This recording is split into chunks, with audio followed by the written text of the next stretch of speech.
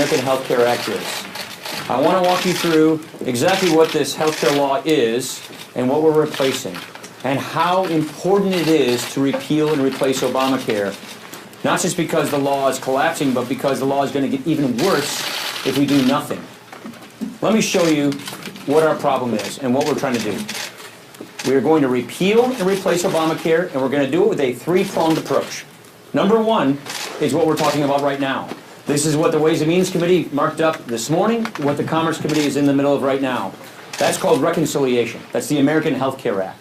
There are only so many things you can do in that bill because of the Senate floor rules reconciliation. You can't put everything you want in that legislation, because if you did, it would be filibustered and you couldn't even bring it up for a vote in the Senate. Number two, administrative action. This law, Obamacare, has 1,442 sections or instances that gives the Secretary of HHS enormous amounts of discretion to administer health care. Meaning, I don't think Barack Obama, Nancy Pelosi, and Harry Reid, when they crammed this bill through, ever thought Donald Trump would be president and Tom Price would be the Secretary of HHS. So, number two, in our three-pronged approach, administrative action where the Health and Human Services Secretary deregulates the marketplace and allows more choice and more competition to come in the marketplace. Number three, and this is where I think there's a lot of confusion all over the map. Additional legislation that we feel is important and necessary to give us a truly competitive healthcare marketplace. So think of things like interstate shopping. That's a reform that we've long believed in, that we think is really important to get regulatory competition, to give people even more choices. Association health plans. Let a farmer buy her insurance through the National Farm Bureau plan, or a restaurateur buy his insurance for he and his employees through the National Restaurant Association plan on a nationwide basis. Let small businesses buy their insurance through the NFIB plan nationwide. We would love for that to be in this reconciliation bill, but the rules in the Senate don't allow that to happen. So we're going to move those bills independently. We're going to move those bills at the same time through our process and bring those to the vote. Unfortunately, they'll have to hit what we call the 60-vote threshold. So we have a three-pronged approach to repealing and replacing Obamacare. Let's get into why this needs to happen and why it needs to happen now. Options are disappearing fast. This law is in the middle of a collapse, and people are quickly losing their choices. In 2016, the amount of counties in America that had three or more insurers, three or more carriers to choose from, was about 2,000. In 2017, that number has plummeted. Insurers are leaving the marketplace, choice and competition is going away, and people are having less choices. How many insurers, how many counties in America that had just one insurer? A little over 200 just last year. So in America, about 200 counties had only one plan to choose from, one insurer.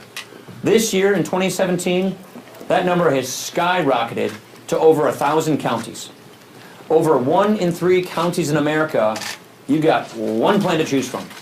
These insurers probably never intended on being monopolists, but they are in these counties. There is no choice, no competition, one plan to choose from. It's a 454% increase in American counties of people who are stuck with one option.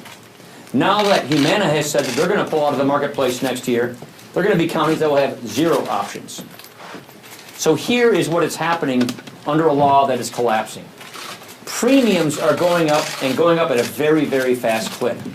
Options and choices are going down. So what we're seeing in America is people who have to go buy their own health insurance are getting far, far fewer choices, down to the point where they have one in 1 out of 3 counties in America, and the price they pay for that coverage is going up and up and up. Take a look at what's going on around the country. This just shows you a map of the premium increases just this year alone. Minnesota, 59% increase in their health insurance premiums. Pennsylvania, 53% increase in their health insurance premiums. Tennessee, 63% increase in their health insurance premiums this year alone, over 1 year. Alabama, 58%. Oklahoma, 69% increase in their health insurance premiums. Nebraska, 51% increase in their health insurance premiums. Arizona clocked in at a 116% increase in their health insurance premiums with Obamacare. Here's what's happening.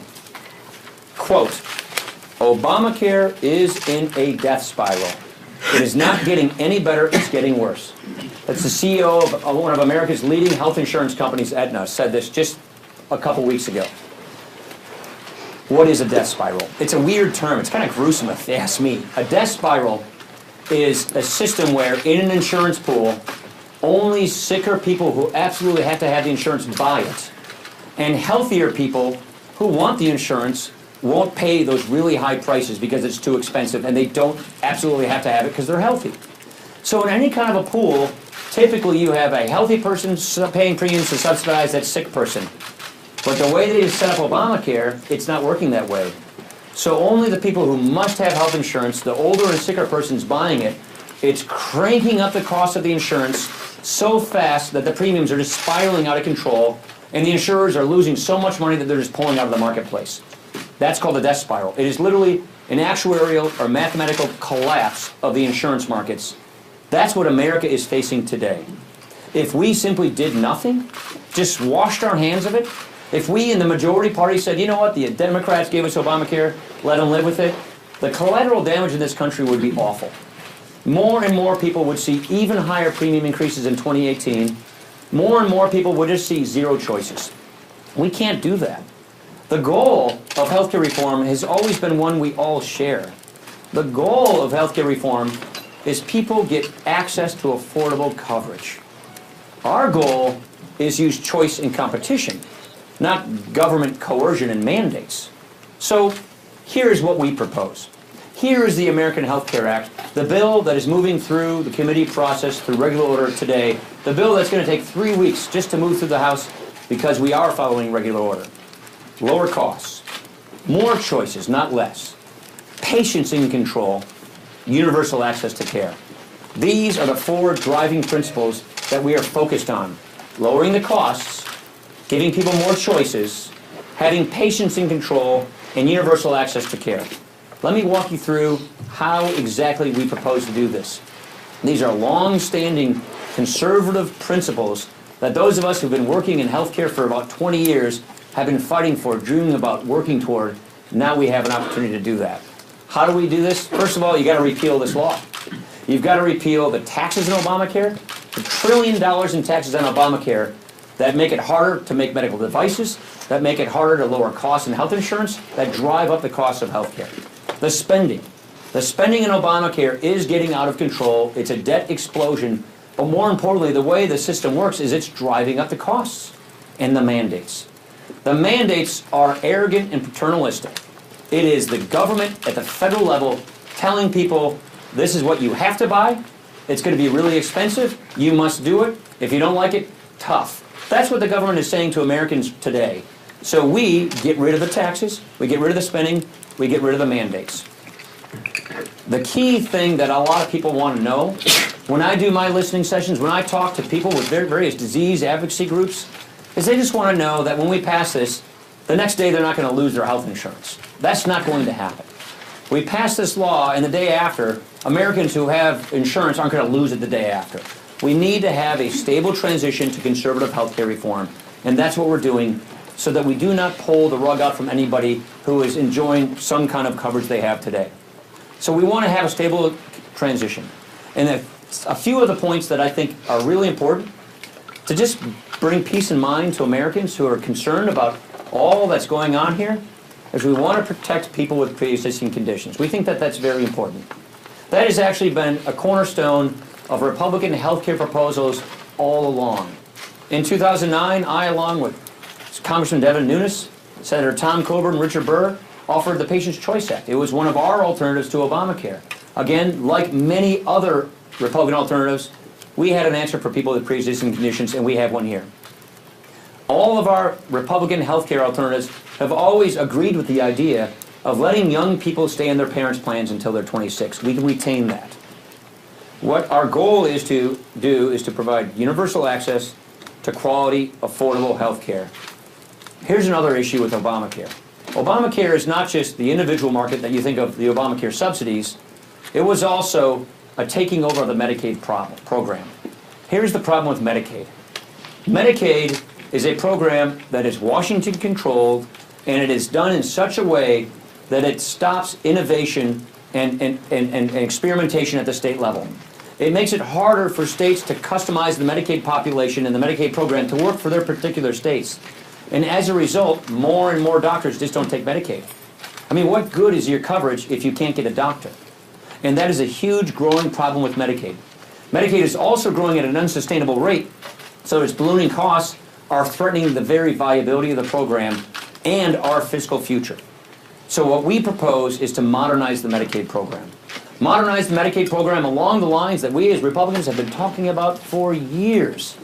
I think it was Ronald Reagan in like the 70s when he was governor who said the states should take over control of Medicaid. Every budget we have had as Republicans, when I was budget chair writing my roadmaps or the path to prosperity, every one of our Republican conservative budgets said, let's get Medicaid control back to the states. In an honor to the principle of federalism, give the states and the governors the freedom and the flexibility to customize the care for their low-income populations how they think needs to occur. Our problems in Wisconsin are a whole lot different than the problems they have in New York or in Nevada or in Utah or California. So we propose more efficient spending, bring the spending on Medicaid to something that is sustainable so it doesn't go bankrupt, and have a safety net for the most vulnerable. Give local control to our states and our governors so that they can craft and customize Medicaid to work for their populations. How do you protect people with pre-existing conditions? I think this is probably one of the most important issues of them all. Here is basically what happens today. Under the current system, we have costs driving up. On the current system, options are going away, as I just described. Choices are fleeting, prices are going up, and under the current system, the fatal conceit of Obamacare is that we're just going to make everybody buy our health insurance at the federal government level. Young and healthy people are going to go into the market and pay for the older, sicker people. So the young, healthy person's going to be made to buy health care, and they're going to pay for the person, who gets breast cancer in her 40s, or who gets heart disease in his 50s. So take a look at this chart. The red slice here are what I would call people with pre-existing conditions, people who have real health care problems. The blue is the rest of the people in the individual market. That's the market where people don't get health insurance in their jobs, where they buy it themselves. The whole idea of Obamacare is the people on the blue side pay for the people on the red side. The people who are healthy pay for the people who are sick. It's not working, and that's why it's in a death spiral. Here's how we propose to tackle this problem. We want to have a system where we encourage states with federal funding to set up risk pools and reinsurance mechanisms. So for example, in Wisconsin, we had a great risk pool that actually worked so that people with real high health care costs and diseases and pre-existing conditions could still get affordable health care. Well, Obamacare repealed that. They had a great risk pool reinsurance system in Utah, a good one in Washington State. All those are gone under Obamacare. Here's how they work, and here's how our system would work. We would directly support the people with pre-existing conditions. Let me give you a sense of this. 1% of the people in these markets drive 23% of the costs. 1% of the people in the individual health insurance market drive 23% of the costs. So a reinsurance program is to cover more than just the 1%, to cover the people who have high health care costs. So by having state innovation funds to go to the states to set up these reinsurance programs, we would directly subsidize the people who have pre-existing conditions. Direct support for the people with pre-existing conditions so that everybody else has cheaper health insurance. What you do when you do this is the individual market, the people who don't have pre-existing conditions, they have much more stable prices. Let me give you an example. Take a small business that has 40 employees. Let's say that 4 people in that business get cancer. Well, under that business has to pay for all those cancer patients, all those cancer treatments. So the other 36 people in that 40-person pool get hit with much, much higher premiums to pay for the 4 that got cancer. That's how insurance works today. And that is one of the reasons why this thing is going bankrupt. Here's our solution. Let's make sure we just cover the people who have pre-existing conditions. Make sure that reinsurance or risk pools kick in for those 4 people in that small business that get cancer, subsidize that coverage, and what you do by doing that is you dramatically lower and stabilize the price of insurance for everybody else. So those other 36 people in that small business have predictable prices, lower prices. That brings you more choice, more competition, and lower prices for the vast, vast majority of Americans who are not in the pre-existing condition category. So directly subsidize them through state-based risk and reinsurance pool programs that we would finance with support from the federal government to attack this problem and let health insurance stabilize, go down in price. Here's another thing that we think is extremely important. One of the problems we have is we don't really have a consumer dynamic in healthcare. People don't always care what things cost or how good the care is going to be because they don't get that information. We actually immunize or block the ability for people to actually see what things cost in healthcare or to act like a consumer. Let me give you an example. Jana and I have 3 kids. They're 33 months apart. We call them Irish triplets. Our 3 kids had 3 tonsillectomies over the course of 3 years in Janesville, Wisconsin from the same ENT at the same hospital. At each one of these times, I tried to find out, what's this tonsillectomy going to cost? Never could I get that answer to that question. I only found out what it cost months after those procedures when I got various bills from the ENT, the ear, nose, and throat doctor, from the anesthesiologist, from the hospital. And the variation of price between those 3 procedures from the same doctor in the same hospital within 3 years was huge. One of them, the recovery bill, the recovery for my son, he sat in a lazy boy, ate Jell-O, watched SpongeBob for 2 hours. That was $1,400. I mean, this stuff is crazy. We don't shop like this for anything else we buy in our life. Why should we shop like this for health care? And so what health savings accounts achieves, this is a law that I helped write in 2003, something that we as conservatives have been fighting for the whole time, is we want to increase health savings accounts, which is what we do in this bill, so we have more competition and lower costs. Here's the point I'm trying to make. In 2000, I got LASIK surgery. The reason I can see you all so well is because in 2000 I got this LASIK surgery, which was elective. Insurance didn't cover it. And so I knew exactly what the procedure was going to cost up front. And since then, this excimer laser that does this procedure has been revolutionized 3 times, and the price is lower. So in this area of healthcare, quality went up and costs went down because I cared as a consumer what it was. So it's not that that dynamic cannot happen in healthcare, it's that it isn't happening throughout most of healthcare. And what health savings accounts does is it helps hardworking taxpayers get access to affordable solutions to help them pay for their out-of-pocket costs, but it's also their skin in the game, their money. If they save money by saying to a hospital or a doctor or a healthcare provider, what is this going to cost me? Where's the best value for my money? If we can bring that consumer pressure to bear in healthcare, we can dramatically enlist the support of millions of Americans to help us fix this healthcare problem. And that's one of the critical things we're trying to achieve here. Instead of using OPM, other people's money, to pay for healthcare that you don't care what things cost, we want to harness the power of the marketplace, the power of the consumer, of the patient and the doctor, to demand better services, to demand better quality. We want transparency on price, on quality, and an economic incentive to act on that thing so that we can bring consumers to the bear. This is what we say, this is what we mean when we say we want a patient healthcare system. Okay, here is a really important part of our American Health Care Act, refundable tax credits. I want to explain exactly what we mean when we say this. Under the current Obamacare system, we have a Washington-controlled system with skyrocketing premiums and dwindling choices. It's a death spiral, it's collapsing, government makes you buy what you want to buy, and it's an open-ended subsidy for a lot of Americans. Our solution is a portable monthly tax credit. This is why we believe this is the right way to go. We want a market-based system which will give us lower costs, more competition, and more choices. There's a real problem in the tax code today in that the tax code discriminates against people who don't get health care from their job. If you're working and you're not on Medicaid, and you have a job that's paying you 10, 12, 15 bucks an hour, and that job does not give you health insurance, there's nothing that the tax code does to help you buy health insurance. If you do have health care from your job, you have an open-ended tax benefit.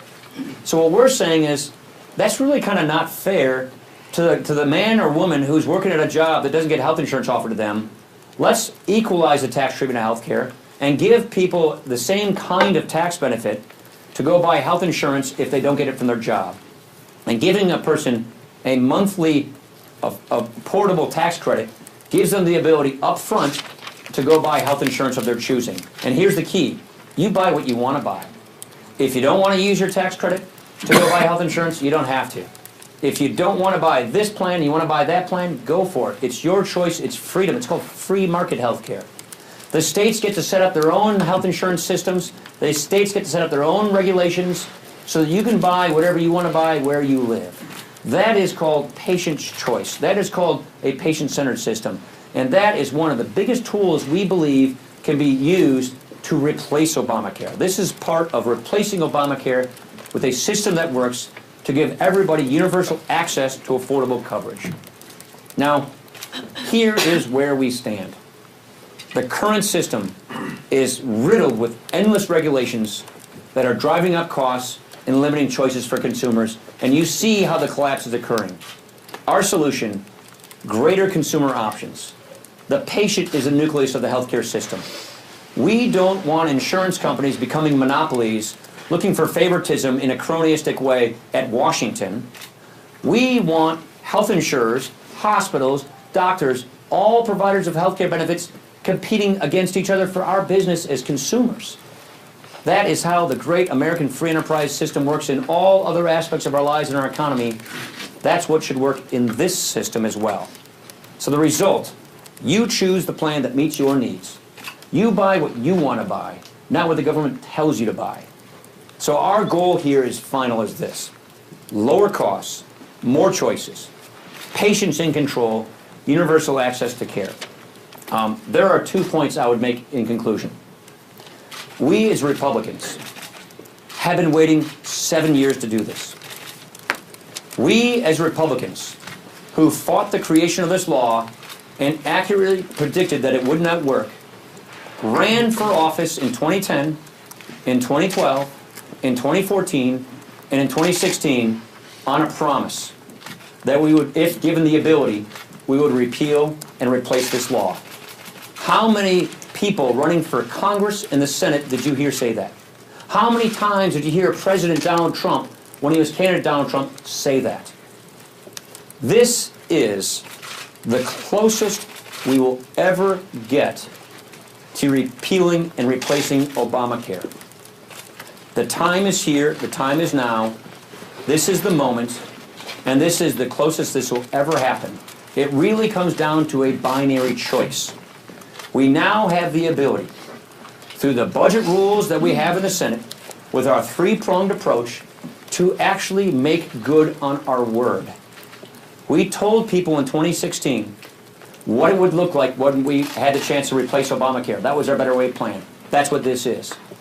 So we said in 2016 to our citizens, to the American people, to our constituents, if you give us this chance, this opportunity, this is what we'll do. Now is our chance and our opportunity to do it. Questions? Chad. Thank you, Mr. Speaker. You say this is a binary choice. A two-part question here. Why would somebody not believe this is take it or leave it when you hear from members of the Freedom Caucus and conservatives say take your bill or change it?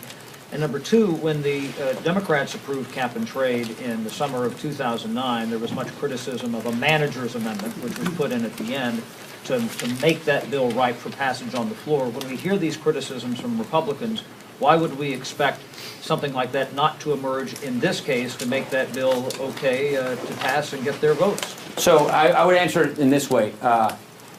What people are talking about, and there's a lot of frustration, a lot of confusion, frankly, out there among conservative groups and even among members, is reconciliation has certain limits. So there are folks who would love to see us put in this reconciliation bill all these other ideas. One conservative group is saying, by golly, you better put shopping across state lines in this bill or we're not going to support it. Guess what, Chad? If we did that, we wouldn't be able to pass this bill. It would be filibustered in the Senate. It wouldn't even come up for a vote. So the last thing we want to do is prevent our ability to actually get law made. So it really is a conversation about the third prong approach. The other bills we're going to pass outside of reconciliation, which in the House we're a majority body, we can pass, that go to the Senate. So much of the conversations are about moving this other agenda on the same track around the same time to get these things done. The last point is, as you know the process, but a lot of people don't, we're going through 4 different committees. That's how legislation works through regular order. We just did the Ways and Means Committee last night. We're in the middle of the Commerce Committee. Next week it goes to the Budget Committee, and then it goes to the Rules Committee before it goes to the House floor. The bill will be out there for 3 weeks to be looked at. Go to readthebill.gop. It's a 123-page bill. It's not 2,000 pages of something that they just whipped together and flipped to the floor like they did. We didn't write it in Harry Reid's office on Christmas Eve. This was written by our committees. And let's back up a second even further. This bill has been worked on for a year. This bill was worked on from January to June last year so that we could offer our constituents and the American people in our Better Way agenda what we would replace Obamacare with. We offered it up in June. We ran on it all through the election, and now we've translated it into legislation.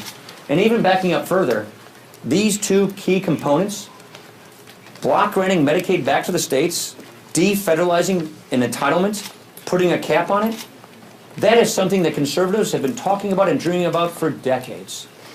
And repealing another entitlement, Obamacare, its mandates, its subsidies, its taxes, and replacing it with Republican free market healthcare tax policy. If you told me 10 years ago this is where we would be, I'd think I'd be in a dream. I'd be doing backflips. To conservatives who've been fighting for healthcare reform, this is so exciting. And so what's happening now is members realize this is the chance, this is the once-in-a-lifetime opportunity. So naturally in the legislative process, people are saying, well, I'd love to have this in there, I'd love to have that in there. That's the legislative process. That's what we're going through. And what people are sort of learning is this reconciliation tool is pretty tight. There's a lot of stuff we would love to put in the bill, but unfortunately the Senate rules don't allow us to do that. And that's where you see a lot of confusion, a lot of frustration, understandably so. But that's also why we have a 3-pronged approach. Administrative actions by Tom Price at HHS, and the additional legislation that we're going to move as well. And so just to clarify, not to belabor the point, so you're saying that this bill was crafted in a way that would meet the reconciliation Byrd test in the Senate? Correct. Ergo, there couldn't be much change to this, and you excluded the other options. Yeah, so not many changes. Well, we'll to this see. bill. We'll see what we have to do when we get our score. Because as you know, when you go to authorizing committees, you typically don't go with your score ready. When we get our score, I'm sure we'll probably have to make some tweaks and adjustments. That happens every time we do reconciliation. But yes, this bill is written so that it's called privileged. This bill is written so that it can't be filibustered, so that they have to bring it up and vote on it in the Senate. And if we put things in this bill that take that privilege off of it so that it's not reconciliation, they won't even vote on it. They will filibuster it and they won't even vote on it. So that's what I mean when I say this is the closest we've been to repealing and replacing Obamacare. And let me just say it again. This is the closest we will ever get to repealing and replacing Obamacare. Yeah. Mr. Speaker, how did you come up with the amount that you would give out in tax credits, and why should a family that makes $140,000 a year get the same amount as a family that makes $40,000? It's a really good question. So the amount of the tax credits is based upon the way insurance works. And it's modeled after the Tom Price legislation, which he had last year, which is adjust for age and family size. Because the older a person gets, the more costly their health care is. That's how insurance is written.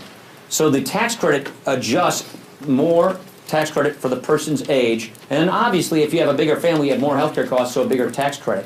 Now, why is the cap set where it is? And that's something, by the way, 12 members of the Freedom Caucus, for example, were co-sponsors of the Price legislation just last December, which is this kind of a tax credit situation. A lot of our members, through our feedback, we had 7 member listening sessions in February, 4 conferences, getting feedback from our members on this draft of this legislation, getting their ideas. And one of the concerns was we should cap this credit. So like a millionaire that doesn't get health care from their work, but as a millionaire doesn't get a tax credit. So that was something that everybody agreed with, and the Ways and Means Committee made that adjustment. But the reason it's set where it is we don't want to have a job penalty. Go back a few years ago, and when CBO said Obamacare produces job lock.